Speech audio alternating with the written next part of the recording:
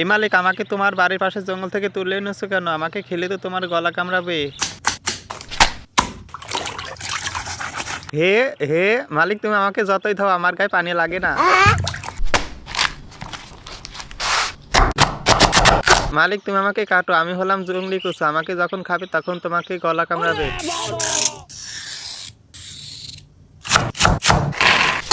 এই মালিক, তোমার বইয়ের কথা ভাবতে ভাবতে লবণ দেওয়ার কথাটাই ভুলে গিয়েছো।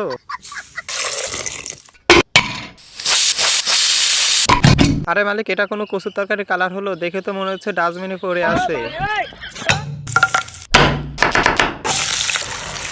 মালিক, তোমার গার্লফ্রেন্ড কিন্তু না খেয়ে বসে আছে, তুমি তাড়াতাড়ি কচুর তরকারিটা রান্না করে ফেলো তো।